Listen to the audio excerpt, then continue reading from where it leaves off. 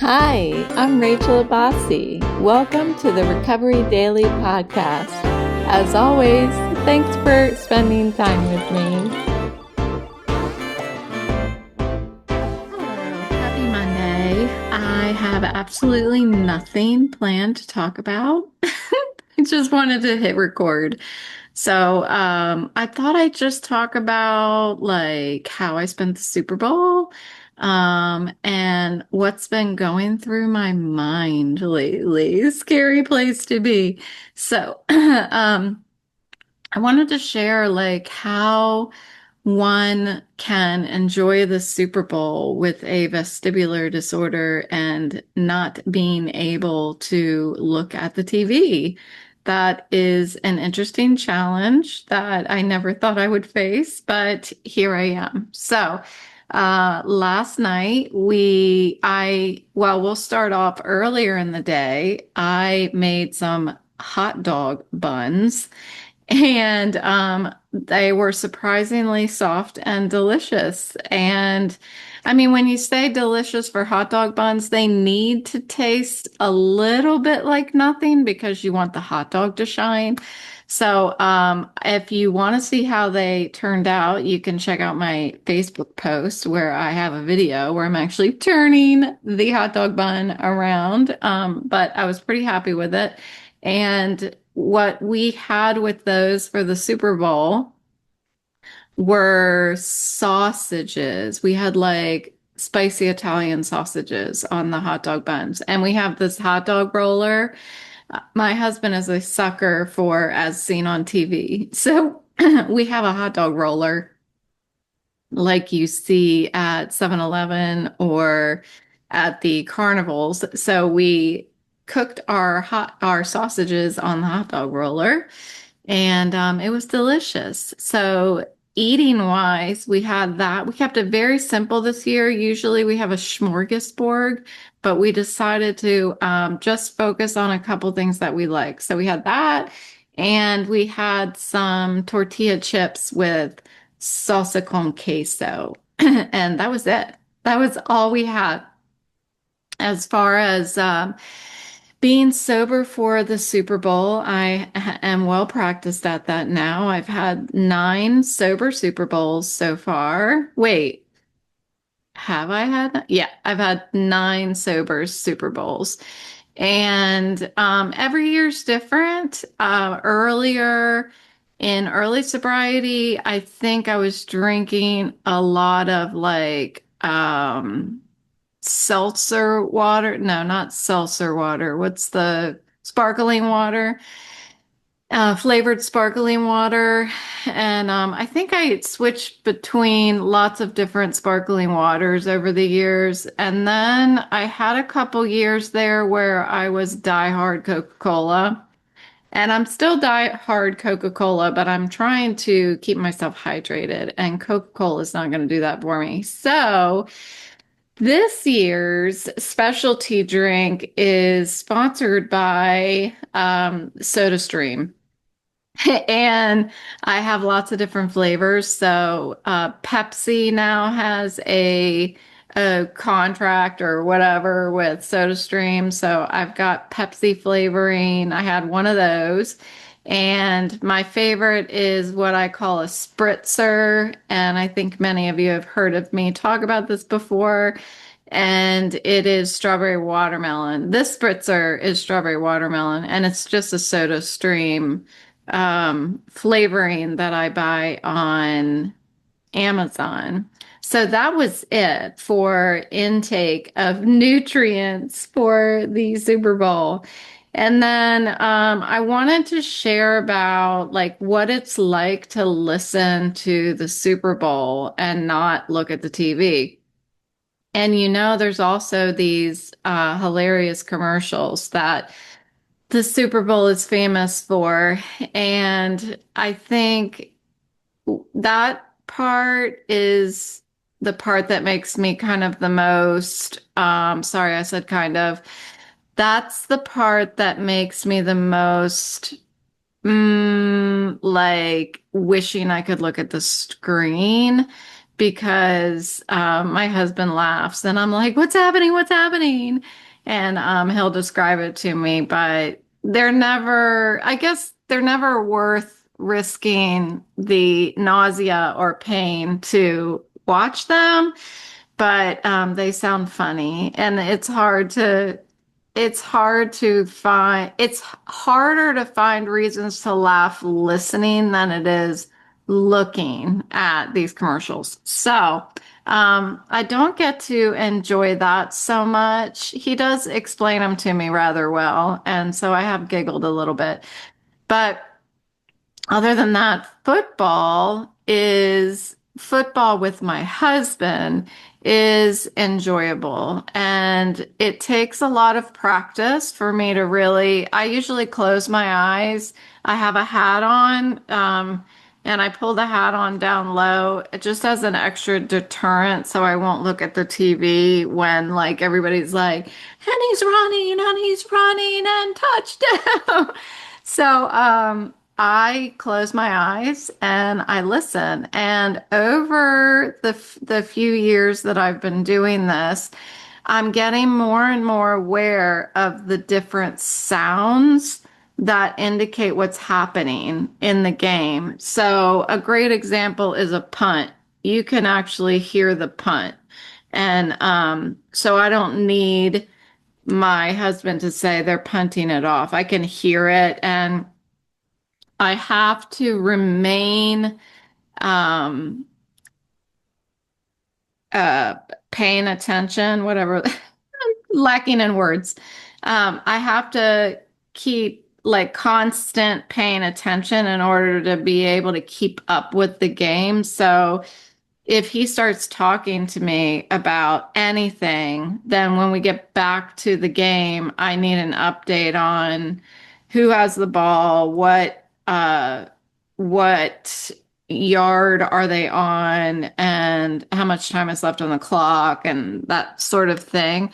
But he is amazing at doing that for me. It's really nice, and I enjoy it. So I got to enjoy the Super Bowl, and I wouldn't think that it's any necessary challenge for anybody else to try to listen to a football game without looking at it. It's very different than like listening to the radio because the like listening to the radio broadcasters of a football game because um they customize the audio announcing because there's no screen. And when you're sitting with a room full of people watching football, they're depending on you being able to see what's going on the screen. So they don't necessarily walk you through exactly what's happening. So it's very challenging, but we've gotten a little more used to it here in the house. And so that's how we spent football. And I think we ended up going our separate ways after halftime. And I guess he went down to watch the rest of the game, and I came up into the bedroom and listened to the rest of it on my phone, um, just because I was getting so tired. So that's how I spent the Super Bowl. Typically, my niece and her friend comes to spend the Super Bowl Sunday game with us, and they dance the halftime dance for me. But this year she was with other loved ones for her birthday. So I didn't get that little show this time. But my husband did do a little bit of imitation of Bad Bunny, and and it was fantastic. So that's it. That's how I spent the Super Bowl. What else is on my mind? I shared on my Facebook vestibular support group, vestibular disorder group on Facebook that I have been more triggered than normal lately. And my husband and I were talking about it this weekend and figured that it might be from all of the reflection off of the snow, because we've had snow for like 2 weeks on the ground. And and I have had like those kind of heightened symptoms where it feels like a hangover, that kind of feeling. Like I hit my head. That's what it feels like. I hit my head. So it feels really like I can't move it very fast and it feels very ringy. Like my head feels kind of ringy. And so I posted on that Facebook group, does anyone else feel a little worse for the past couple weeks because of the snow on the ground and the reflection of the snow? And wouldn't you know, I keep getting pulled back into this conversation about barometric pressure, which I'm excited that I can even say barometric pressure after my stroke. But there's lots of people that talk about vestibular disorder. Honestly, there's lots of people that talk about lots of health impacts from change in barometric pressure. And I have not paid attention to how I feel on a given day versus barometric pressure. But I thought maybe just because I'm getting so many people telling me that it affects them, that I thought on a daily basis I would just check and see what's the barometric pressure today and see how I feel throughout the day. I'm not sure how much the barometric pressure changes like on any, throughout the week. I have no idea. I looked yesterday to see what number, like, I don't even know, is barometric pressure in the hundreds? Is it counted in tens and singles? I have no idea like where the number is supposed to be. So I looked yesterday. It was like it was like 3.5 or something like that. So I'm just gonna watch and see how it changes and how I feel compared to how it changes. I think it's fascinating that people pay attention to that and have been able to correlate how they feel based on the barometric pressure changes. So that's another thing that I'm going to take a look at. Um, Otherwise, I have been very much, just like many people, I guess, into the disappearance of Nancy Guthrie. And I know it's like the only thing that's on the news. It's the only thing that's on the news. And I'm shocked that it's the only thing on the news. Because there's so many people who are missing every day, and there's not this much attention to it, to the point where for days nothing will happen, but yet they keep talking about it rather than talking about nations at war and some things that are really newsworthy right now. So, I don't know. Today sounds like it's a big day. And so I'm just going to keep listening and hoping that something positive happens or something. There is some sort of peace that this family gets. Because it's just so freaking sad to me. I've just been thinking about my mom and how what a terrible ending to your life, like living 84 years and then getting whatever happened, having that happen in your life after living such a long life. So that's been very consuming in my mind because I'm such a empath empath empathetic. Anyway, this is what happens when I don't have a script. I went to church yesterday and I really like church. Um, I felt like when I was sitting there, I feel like it's one of the few times that I'm alone. Like generally speaking, I feel independent when I'm at church. My husband drops me off there and and so which is funny because I feel independent when I'm there, even though I can't independently get there.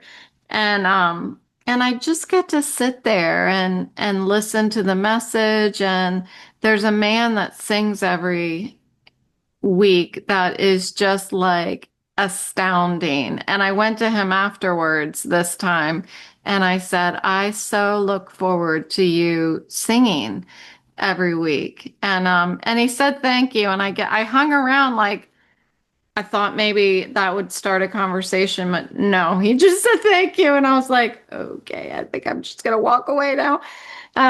So that happened. Church tonight is AA, and I think that's it. Yeah, so there's not a lot going on.